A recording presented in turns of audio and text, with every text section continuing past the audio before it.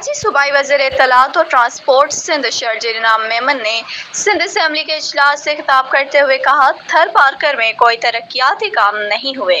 आइए देखते हैं कराची के हमारे नुमाइंदे शान अली की इस रिपोर्ट में कि शर्जील इनाम मेमन ने असम्बली में बात करते हुए क्या कहा।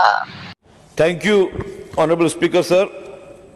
जो ऑनरेबल मेंबर साहब ने सवाल उठाया है सर, पहले तो मैं वाज़ेह करता चलूं कि थर पार्कर जिसे हम कहते थे कि जी थर पार्कर सोने की कान है, जिसको माजी में उसको हाथ भी नहीं लगाया गया।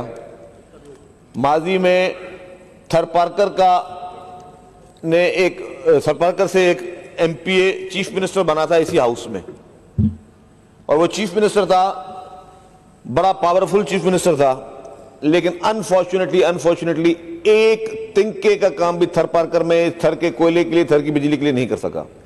हमारे मौजूद मेंबर उसी पार्टी से ताल्लुक रखते थे, उनके बड़े क्लोज थे, उस वक्त गवर्नमेंट में थे, लेकिन पूछे कि थर पार्कर में आपने थर को के लिए कोई काम किया? नहीं किया था। ये मेरी लीडर शहीद मोहतरमा बेनज़ीर भुट्टो साहिबा और उस वक्त के सदर मोहतरम आसिफ अली जरदारी साहब का विजन था कि आज हम थर पार्कर की रॉयल्टी की माशाल्लाह बात करने जा रहे हैं। हम उस वक्त चीफ मिनिस्टर थे, जो ड्राइविंग सीट पे सिंध की वो सैयद कायम अली शाह साहब थे, जिनकी मेहनत से ये प्रोजेक्ट आगे चला। फिर चीफ मिनिस्टर मुराद अली शाह साहब ने भी उसको कंटिन्यू किया। लेकिन सर ये लीडरशिप का विजन था ना, ये लीडर्स थे कि आज हम जिस थर को कोई हम उस पर जिक्र भी नहीं कर सकते थे, आज उसकी रॉयल्टी पे बात हो रही है। रॉयल्टी कहां जा रही है मैं बताता हूं सर क्या हुआ थर पार्कर में। मैं सवाल पे भी इनके आता हूं।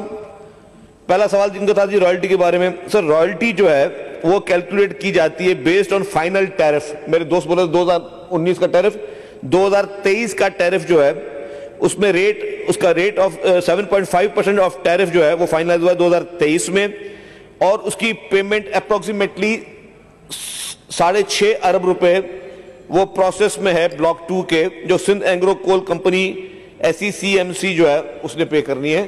6.5 अरब रुपए वहां से आएंगे।